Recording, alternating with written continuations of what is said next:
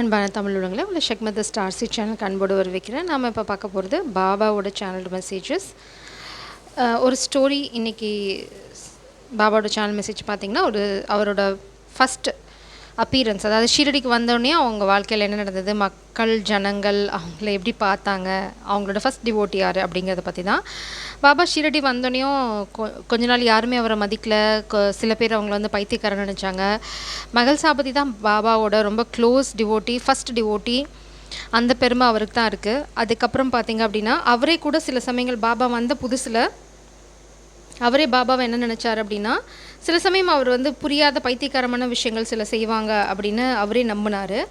ஆனால் அதுக்கப்புறம் போக போக அவரோட வைராக்கியம், அதுக்கப்புறம் வந்து அவரோட புரிதல், அப்புறம் பாபாவோட அந்த என்ன சொல்கிறது, ஒரு ஞானம், அந்த ஒரு மேஜிக்கல் பவர், இதெல்லாம் சேர்ந்து அவர் வந்து பாபாவோட ஒரு அடியவராக ஆக்கிடுச்சு. பாபாவோட ஃபஸ்ட்டு டிவோட்டி, பாபாவுக்கு ரொம்ப நெருங்கினவங்க அப்படின்னு பார்த்தா மகள்சாபதி.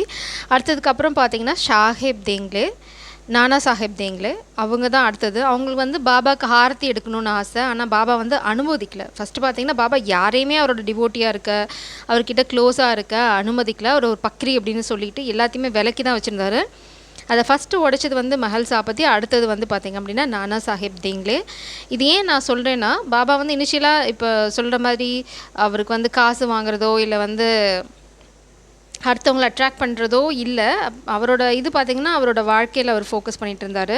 பட் கொஞ்சம் கொஞ்சமாக மனுஷங்களை பார்க்க அவருக்கு வந்து உதவி செய்யணும், அவங்கள காப்பாற்றணும் அப்படிங்கிற அந்த இன்டென்ஷன் அவங்கள இட்ஸ் லைக் பாபா எல்லாத்த பற்றியும் கவலைப்பட்டார். நம்ம ஒரு குறைன்னு போய் அவர்கிட்ட சொன்னோன்னா அவர் வந்து அதை எடுத்துப்பார் மனசில். அதுக்கு என்ன பண்ணணுமோ பண்ணுவார். நம்ம கெட்ட கர்மா கரையிற வரைக்கும் அவராலையும் ஒன்றும் பண்ண முடியாது. அதை நம்ம கொஞ்சம் புரிஞ்சு நடந்துக்கணும். அடுத்தது வந்து நமக்கு வைராகியம் ரொம்ப அவசியம். மகள்சாபதி பார்த்திங்க அப்படின்னா, மை காட் டிஸ்டர்ப் ஆகுது.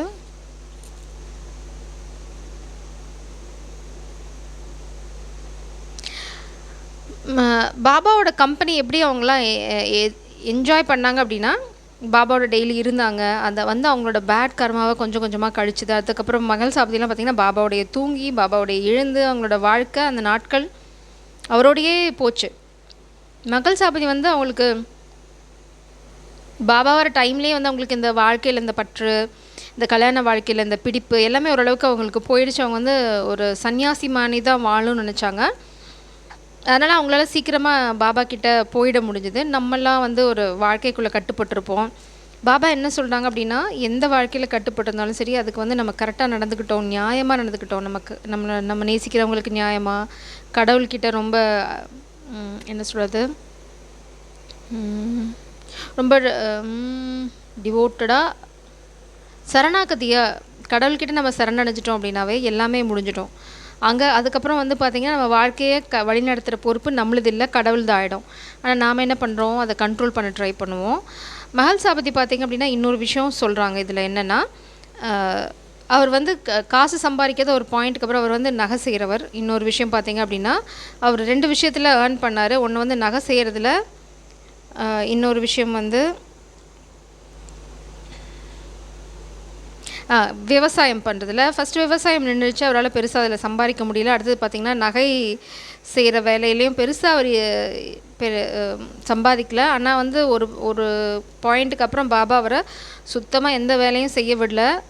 அவரோட வாழ்க்கை எப்படி நடத்தினார் அப்படின்னா, லிட்டரலாக பிச்சை எடுத்துனா அங்கே வரவங்க கொடுக்குற தான தர்மங்களை வச்சு தான் அவர் நடத்தினார். ஆனால் அதுக்குமே பாபா வந்து அன்னைக்கு என்ன தேவையோ அதை மட்டும்தான் அவர் வாங்க அலோவ் பண்ணார். எக்ஸ்ட்ரா பெரிய பணக்காரங்களாம் வந்து அவருக்கு லட்சக்கணக்கில் காசு கொடுக்க ட்ரை பண்ணும்போதெல்லாம் பாபாவும் தடுத்துட்டார், மகள்சாபதியும் அதை ஏற்றுக்க மறுத்துட்டார். அவர் ஒரே வார்த்தை சொல்லிட்டார், பாபா அனுமதிக்காத எதையுமே நான் வாங்க முடியாது அப்படின்னு சொல்லி அவர் வந்து பரிபூர்ண சரணாகதி. நாமளாக இருந்தோம்னா நகை செய்கிற வேலையை எப்படி டெவலப் பண்ணுறது, இந்த பக்கம் போய் அந்த பக்கம் என்ன பண்ணுறது, நகையெல்லாம் தங்கத்தில் எவ்வளோ கலக்கிறது அப்படின்ற மாதிரி யோசிப்போம்.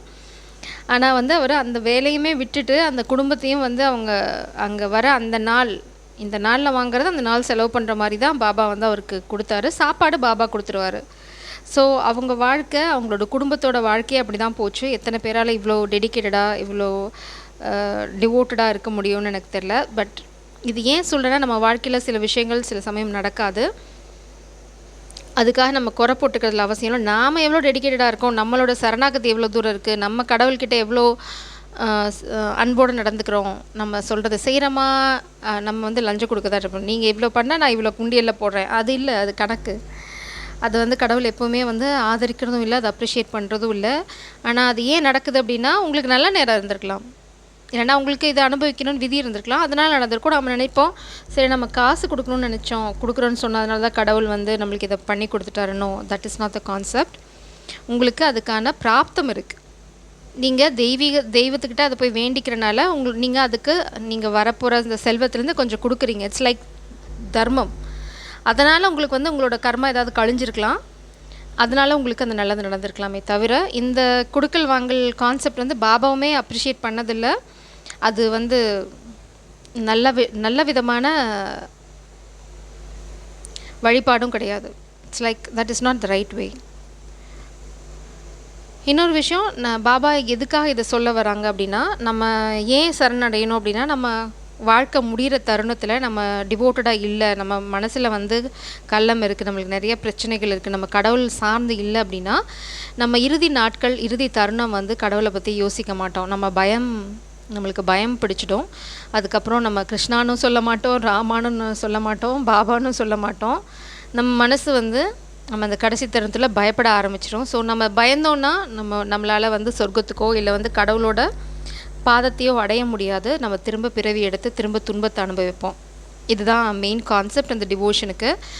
ஸோ சரணாகதி அடைஞ்சிங்க அப்படின்னா அந்த உங்களோட பார்வை வந்து ரொம்ப தொலைநோக்கோடு இருக்கட்டும். உங்களோட டிவோஷன், டெடிகேஷன் எப்படி இருந்தாலும் கடவுள்கிட்ட நீங்கள் போகிறீங்கன்னா உங்களோட நோக்கம் இந்த உலகத்துலேருந்து வெளியில் போகும்போது கடவுளோட ஐக்கியமாகதான் இருக்கட்டுமே தவிர, என் பாக்கெட்டில் எவ்வளோ இருக்குது, நான் வந்து இப்போ சாகிறதுக்கு முன்னாடி இவ்வளோ சேர்த்துக்கணும், நம்ம எப்படி இருந்தாலும் எவ்வளோ சேர்த்தாலும் எவ்வளோ தான் சம்பாதிச்சாலும் போகும்போது ஒன்றும் எடுத்துகிட்டு போக போகிறதில்ல, யாருக்காவது கொடுத்துட்டு தான் போக போகிறோம். அதுக்கு சம்பாதிங்க, என்ஜாய் பண்ணுங்கள் லைஃப்பை, சேர்த்து வைங்க, யாரும் வேணான்னு சொல்லலை. அதுக்கு பேராசைப்பட வேண்டாம், அவ்வளோதான். பேராசைப்படாதீங்க. ஓரளவுக்கு மேலே எல்லாத்துக்கும் கொடுக்க ஆரம்பிங்க. அது வந்து கடவுள் வந்து உங்களுக்கு நிறைய கொடுக்க ஆரம்பிப்பார். ஸோ நீங்கள் கொடுங்க, கடவுள் உங்களுக்கு கொடுப்பார். மேபி இதுதான் பாபா யாருக்கோ இந்த நியூஸ், இந்த மெசேஜ் தேவைப்படுது. பார்க்கலாம் பாபா இன்றைக்கி உங்களுக்கு உங்களோட சூழ்நிலைக்கு என்ன சொல்ல விரும்புகிறார் அப்படின்னு. ப்ளீஸ் பாப்பா, கலெக்டிவ்க்கு உங்களோட கைடன்ஸ்.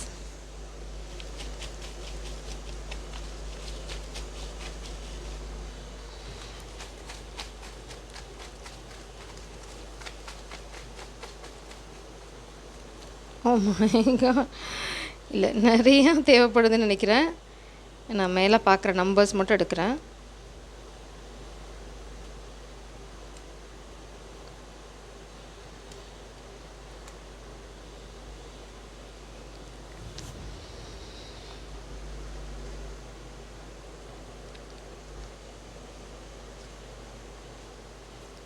$79, $73, $553, $282, $480. சரி, நம்ம இப்போ இது என்னென்னு பார்ப்போம். அதுக்கப்புறம் நம்ம வந்து கிளாரிஃபை பண்ணலாம், எதுக்காக பாபா இதை சொல்கிறாங்கன்னு பார்க்கலாம். 79, வேலை முடிந்ததும் நீ கௌரவிக்கப்படுவாய், எதிர்பாராத விதமாக வேலை நன்கு முடிவரும், வெற்றி உண்டு, ஸ்ரீ சாய்நாதன். ஸோ நீங்கள் ஏதாவது வேலைக்காக கவலைப்பட்டு இருந்தீங்கன்னா அந்த வேலை ரொம்ப நல்லபடியாக முடியும். எந்த வேலையாக இருந்தாலும் சரி, வீடு வாங்குறீங்க, வேலைக்கு பார்க்குறீங்க, என்னவாக இருந்தாலும் காதல் சொல்ல காத்துட்ருக்கீங்க, எதுவாக இருந்தாலும் உங்களுக்கு ஃபேவராக தான் முடியும்னு சொல்லிட்டாங்க. So be happy. 73, நீ கேள்வி கேட்ட தினத்தின் மறுநாள் உனக்கு தீர்வு கிடைக்கும், பயத்திற்கு இடமே இல்லை, பாராட்டுக்கான கௌரவத்துக்கான நாள் அருகில் உள்ளது, வெற்றி புகழ் கௌரவம் கிட்டும். ஸோ நீங்கள் கேள்வி கேட்ட அந்த நாள் என்றைக்கு நீங்கள் இப்போ எந்த குழப்பத்துக்காக இந்த வீடியோவை கிளிக் பண்ணிங்களோ அது வந்து நீங்கள் இந்த பார்க்குறதுக்கு அடுத்த நாள் முடியும். இல்லைனா அது முடியறதுக்கான ஒரு சின்ன வெளிச்சம், ரொம்ப குழம்பி போயிருந்தீங்க அப்படின்னா ஒரு வழி கண்டிப்பாக பிறக்கும். அதனால் பாபா என்ன சொல்கிறாங்கன்னா, பயப்படத்துக்கு அவசியமே இல்லை, எல்லாமே நல்லபடியாக முடியும்னு சொல்கிறாங்க. 553, கடவுளே பயப்பட வேணான்னு சொன்னதுக்கப்புறம் துணிஞ்சு இறங்குங்க. நீ எதற்காக காத்திருக்கிறாயோ அந்த வேலை தற்செயலாக முடியும், இதற்காக உன்னை சந்திக்க ஒரு மனிதர் அனுப்பப்படுவார், கவலை வேண்டாம். நீங்கள் எதுக்காக ரொம்ப நாளாக வெயிட் பண்ணுங்க, திரும்ப திரும்ப அதே தான் வந்து நீ எதுக்காக காத்துட்ருக்கீங்களோ அது வந்து ரொம்ப கேஷுவலாக நடக்கும். நீங்கள் எதிர்பாராத சமயத்தில் எதிர்பாராத பர்சன் கிட்டேருந்து அதுக்கான விடை கிடைக்கும். அது ரொம்ப சுமூகமாக முடிஞ்சிடும்.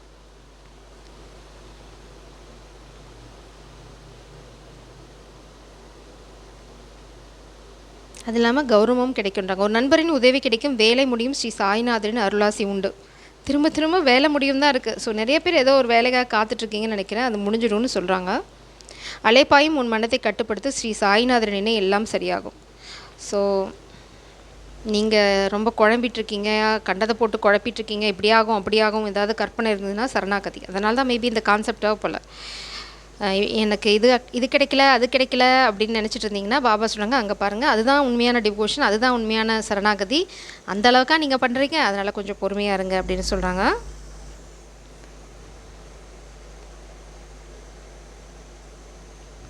ப்ளீஸ் பாப்பா, ப்ளீஸ் கிளாரிஃபை திஸ் எனர்ஜி. என்ன சூழ்நிலை, என்ன இதுக்காக நீங்கள் காத்துட்ருக்கீங்கன்னு பார்க்கலாம்.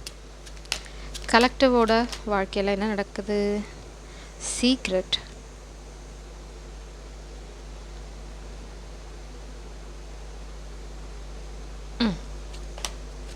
ஒரு புது ஆரம்பம் கண்டிப்பாக உங்கள் வாழ்க்கையில் இருக்குது. கண்டிப்பாக அது சந்தோஷமான விஷயம். சந்தோஷம்னா அப்பளுக்கு இல்லாத சந்தோஷம்.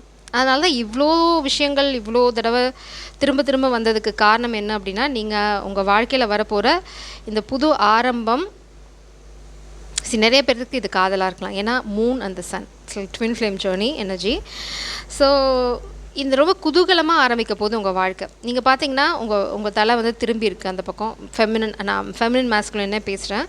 Wheel of fortune. நீங்கள் ரொம்ப நாளாக காத்துட்டு இருந்த விஷயம், இது வந்து ஒரு பார்ட்னர்ஷிப் டீலாக இருக்கலாம், இல்லைனா வந்து உங்கள் குடும்பத்துக்குள்ளே பிரிஞ்சிருந்தவங்க ஒன்று சேரதாக இருக்கலாம், இல்லைனா வந்து உங்கள் வாழ்க்கையில் ரொம்ப நாளாக ஏதோ ஒரு விஷயத்துக்காக காத்துட்ருக்கீங்க, அது நடக்கலை, தழுங்கி போயிட்டுருக்கு அப்படின்னா, அது நீங்கள் எதிர்பார்க்காத ரொம்ப விளையாட்டுத்தனமாக அது உங்கள் வாழ்க்கையில் வரப்போகுது. நீங்கள் எதிர்பார்க்குற மாதிரி சீரியஸ் நோட்டு, இல்லைனா வந்து அதுக்காக நீங்கள் பெருசாக கஷ்டப்பட போகிறீங்க, ஸ்கெட்செல்லாம் போட்டு வேலை செய்ய போகிறீங்க, அதெல்லாம் இல்லவே இல்லை. பிரபஞ்சம் உங்களுக்கு அழகாக பிளான் போட்டு அவங்களே எக்ஸிக்யூட் பண்ண போகிறாங்க.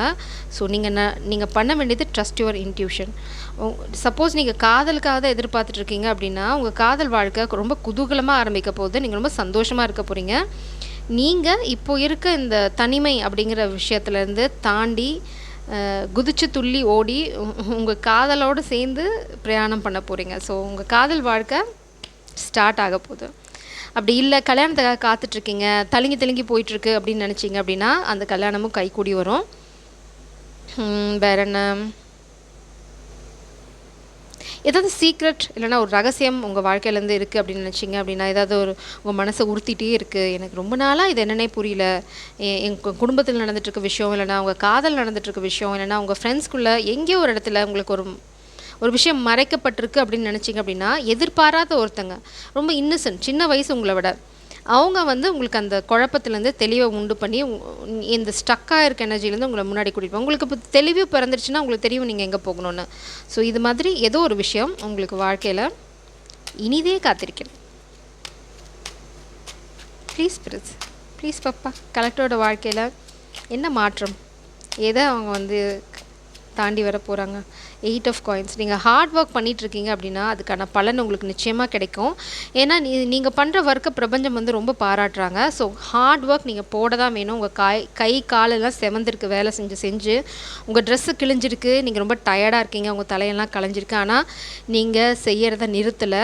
பிரபஞ்சம் சொல்கிறாங்க, இது நாங்கள் பார்க்காம இல்லை, நாங்கள் பார்த்துட்டு தான் இருக்கோம், உங்களுக்கு நிறைய ஸ்பிரிட் கைட்ஸ் இருக்காங்க, நாங்கள் ஒன்று சப்போர்ட் பண்ணுறோம், கூடிய சீக்கிரம் நீ இந்த கஷ்டத்துலேருந்து வெளியில் வந்துடுவேன்னு சொல்லுங்க. இப்பொழுது புரிகிறது. ஒரு பாம்பு இருக்குது, இந்த பாம்பு உங்களை அழிக்க ட்ரை பண்ணிகிட்ருக்கு. ஏன்னா இந்த பாம்பு வந்து உங்களை இட்ஸ் லைக் உங்கள் வாழ்க்கையை முடிச்சு கட்டணும் அப்படிங்கிறதுல அது வந்து ரொம்ப தெளிவாக இருக்குது. உங்களோட நீங்கள் போடுற இந்த ஹார்ட் ஒர்க்கை உங்களுக்கு வந்து அதோட பலனை கிடைக்கக்கூடாது, அதை வந்து நாங்கள் அழிச்சிடுவோம் அப்படின்னு ஒருத்தங்களாக இருக்கலாம், இல்லைனா நிறைய பேராக இருக்கலாம். இது பார்த்திங்கன்னா சொந்த அப்பாவே அவங்க பொண்ணோட வாழ்க்கை அழிக்கிறதுக்கு, அதாவது அவங்களுக்கு பிடிக்காத ஒரு விஷயத்தை அவங்க பண்ணுவாங்க. அவங்கள வந்து ஒரு கடலுக்கு எடுத்துகிட்டு போய் போட்லேருந்து கீழே தள்ளி அவங்க கை விரல்களை கட் பண்ணிடுவாங்க. அதனால் போட்டில் அவங்களால ஏற முடியாது. ஸோ அந்த மாதிரி ஒரு விஷயத்த பண்ணுவாங்க. அந்த மாதிரி குரூரமாக யாரோ ஒருத்தங்க, அது வந்து உங்கள் ஃபேமிலி மெம்பராக இருக்கலாம், இல்லைனா வந்து உங்களோட சேர்ந்து பயணம் பண்ணுறவங்களா இருக்கலாம். கண்டிப்பாக இந்த பாம்பு உங்களை அழிக்கிற விஷயத்தில் அதுவும் அழிய போகுது, அது வேறு விஷயம். ஆனால் நீங்கள் ரொம்ப ப்ரொடெக்டட். உங்கள் வேலையை மட்டும் பாருங்கள், இதை வந்து பிரபஞ்சம் பார்த்துப்பாங்க. இதை பற்றி நீங்கள் கவலைப்பட தேவையில்லை. ஆனால் தெரிஞ்சுக்கோங்க, உங்களை சுற்றி வந்து ஒரு பாம்பு உங்களை அழிக்க திட்டம் போட்டுட்ருக்கு. இட்ஸ் லைக் ஸ்னேக்கி எனர்ஜி, விஷம்.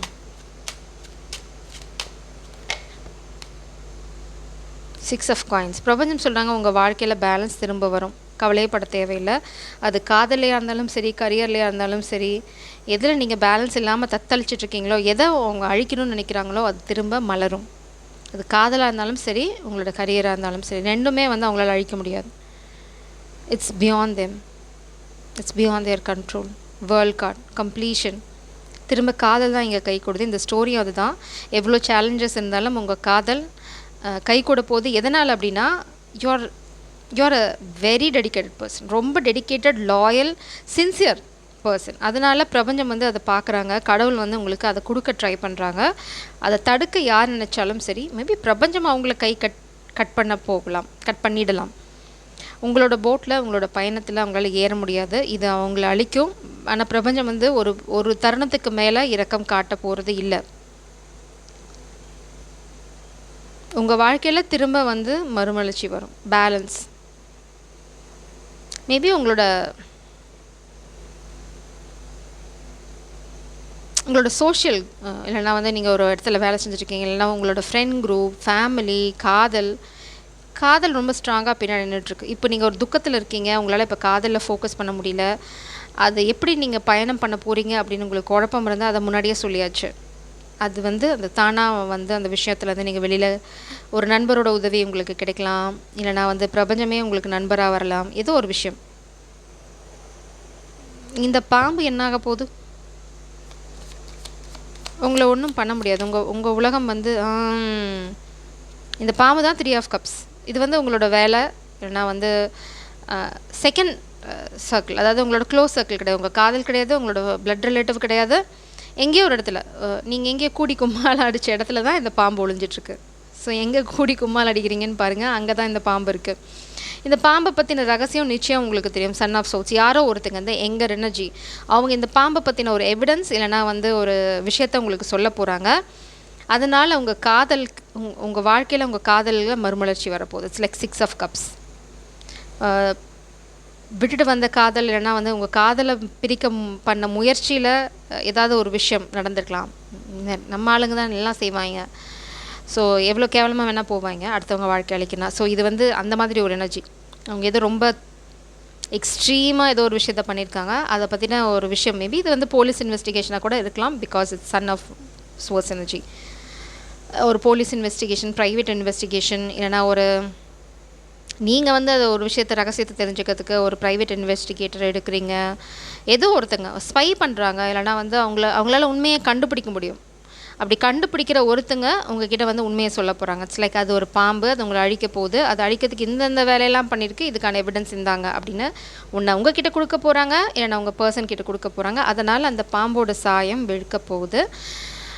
மேபி உங்கள் பர்சன் அவங்க பவரில் ஸ்டாண்ட் பண்ணலைன்னா இங்கே சன் அவங்களுக்கு வந்து எல்லாம் தெளிவாக தெரிய போகுது. இது வந்து உங்கள் ஃபேமிலிக்குள்ளே இருக்கலாம். உங்கள் ஃபேமிலிக்குள்ளே ஒரு புல்லுருவி இருக்கலாம். அதை வந்து கடவுள் காட்டி கொடுக்க போகிறீங்க ஏதோ ஒரு விஷயத்தில். சும்மா நான் எக்ஸாம்பிளுக்கு தான் சொல்கிறேன், இப்படிலாம் நடக்க வாய்ப்பு இருக்குது அப்படின்னு. ஸோ அவங்கள வந்து நீங்கள் கட் பண்ணலாம், இல்லைனா உங்களை இவ்வளோ தூரம் அழித்து அப்படியே ஒன்றுமே இல்லாமல் தெரியாமல் குழைக்கணும் அப்படின்னு நினைக்கிற ஒருத்தங்க கிட்டேருந்து பிரபஞ்சம் உங்களை காப்பாற்ற போகிறாங்க. அதுக்கு யாரோ ஒருத்தங்க உங்களுக்கு உதவியும் செய்ய போகிறாங்க. ஸோ இந்த சூழ்நிலையை நம்ம கன்ஃபார்ம் பண்ணிவிட்டு இந்த ரீடிங்கை நான் க்ளோஸ் பண்ணேன். ப்ளீஸ் பப்பா இந்த எனர்ஜியை கிளாரிஃபை பண்ணுங்கள். இந்த பாம்பு நாக்கு 4 முழத்துக்கு நீட்டுது.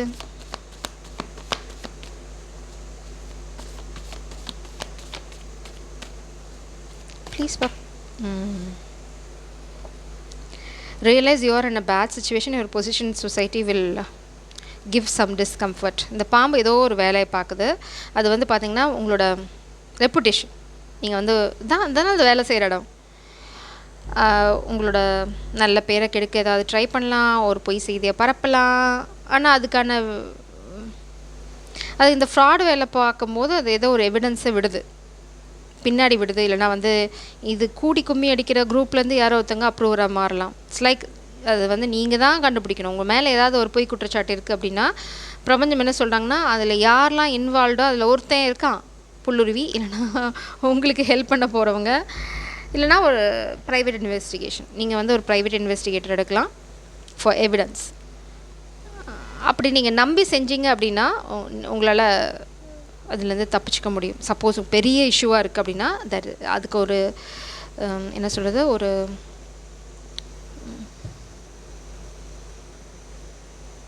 சாட்சி வச்சுக்கலாம் சாட்சின்னு.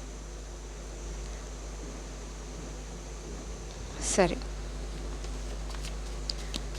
எவிடன்ஸ்க்கு தமிழில் வார்த்தை தேடிட்டுருக்கேன், கிடைக்கல, மறந்துருச்சு. Keep your trust in Baba. You will have big experience from small things. You have Baba's blessing. அதனால் இந்த கடினமான சூழ்நிலையில் நீங்கள் வந்து மனசு தளர விட வேண்டாம். நீங்கள் பாபா மேலே நம்பிக்கை வைங்க. ஆனால் நீங்கள் செய்கிற விஷயத்த செய்யணும். நான் கடவுளை நம்புகிறேன் அப்படின்னு அப்படியே உட்காந்துருந்தீங்கன்னா யார் போய் இதெல்லாம் செய்வா? கடவுளை நம்பி செயலில் இறங்கணும், கர்மா ப்ளே ஆகணும். இப்போ நீங்கள் செயல் செஞ்சிங்கன்னா அதுக்கான பலனை தான் கடவுள் திருப்பி உங்களுக்கு ஃபேவராக திருப்ப முடியுமே தவிர, நான் எதுவுமே செய்ய மாட்டேன், நான் வந்து அவங்கள போய் அப்ரோச் பண்ண மாட்டேன், நான் ப்ரைவேட் இன்வெஸ்டிகேஷன் எடுக்க மாட்டேன், இல்லைனா நான் ஒரு போலீஸ் கம்ப்ளைண்ட் கொடுக்க மாட்டேன், இந்த மாதிரி நீங்கள் எதுவுமே செய்யாமல் இருந்தீங்கன்னா உங்களுக்கு எப்படி உங்கள் ஃபேவராக வரும்? நீங்கள் எதுனா செய்யணும். அந்த செயலோட முடிவை கடவுள் திருப்பிடுவாங்க உங்களுக்கு ஃபேவராக. பட் அதை நீங்கள் செய்யணும். Take advice from right person, don't wander here and there, trust alone gives you more than mere education. So பிரபஞ்சம் திரும்ப உங்களுக்கு என்ன சொல்கிறாங்க அப்படின்னா, இதுதான் உங்களோட அட்வைஸ், இந்த அட்வைஸை எடுத்துக்கோங்க. சரி, உங்களுக்கு வந்து இப்போ போலீஸ்க்கு போனால் எதுக்கு இந்த தேவையில்லாத தலைவலி அப்படின்னா போகாதீங்க. இந்த மாதிரி ப்ரைவேட் இன்வெஸ்டிகேஷன் போங்க, அந்த எவிடன்ஸ் எடுங்க. அங்கே யாரோ ஒருத்தங்க ஒரு சாட்சி, ஒரு எவிடன்ஸ் விட்டுட்டுருக்காங்க, அந்த எவிடன்ஸை யாரோ ஒருத்தங்களால் எடுக்க முடியும். ஸோ உங்கள் மேலே ஏதாவது பொய் குற்றச்சாட்டு இருந்தது அப்படின்னா, இது உங்களுக்கு காதல் அடிக்கிறதுக்கான திட்டமாக இருக்கிற பட்சத்தில் பிரபஞ்சம் சொல்கிறாங்க, go for it, stand against them, fight for justice. உங்களுக்கான நியாயம் கிடைக்கும். நீங்கள் அதுக்காக போராடுற பட்சத்தில் இங்கே அவங்களால மறைக்க முடியாது. அவங்க சிறுபிள்ளைத்தனமாக ஏதோ ஒரு விஷயத்த பண்ணி அதோட எவிடன்ஸை விட்டுருக்காங்க. அந்த எவிடன்ஸ் அவங்களுக்கும் தெரியாது. ஆனால் நீங்கள் முயற்சி பண்ணால் பிரபஞ்சம் அதை உங்கள் கையில் கொண்டு வந்து தருவாங்க. உண்மை வெளியில் வரும். நிச்சயமாக உங்களை குலைக்க முயற்சி பண்ணவங்க முன்னாடி உங்கள் உலகம் அழகாக மாறும். உங்களுக்கு மேபி உங்களோட காதல் வந்து பெரிய சப்போர்ட்டாக இருக்கலாம், இல்லைனா உங்கள் காதல் உங்களோட பக்கபலமாக இருக்கலாம். ஆனால் நீங்கள் அதுக்கான விஷயங்களை பண்ணணும். இது வந்து ஒர்க் பிளேஸில் தான் நடக்குது மோஸ்ட்லி, இல்லைனா உங்கள் ஃப்ரெண்ட் குரூப், ஃபேமிலி, அதாவது செகண்ட் பிளட் லைன், ஐ மீன் உங்கள் ஃபஸ்ட் சர்க்கிள் கிடையாது, செகண்ட் சர்க்கிள். அதை மட்டும் நல்லா ஞாபகம் வச்சுக்கோங்க. ஸோ அங்கே நீங்கள் தேடுங்க. நீங்கள் வந்து க்ளோஸ் ரிலேட்டிவில் தேடணும்னு அவசியம் இல்லை. அவங்க இதை பண்ணதுக்கான காரணம் நீங்கள் இங்கே காதலை விட்டுட்டு விலகி போகணுங்கிறது மட்டும்தான். ஏன்னா இந்த பாம்பு விஷப்பாம்பு, அனகோண்டா. ஸோ கொஞ்சம் பார்த்துக்கோங்க, முழுங்கிட போகுது. ஏமாந்தீங்கன்னா முழுகிடும். So Jai Sairam, God bless you.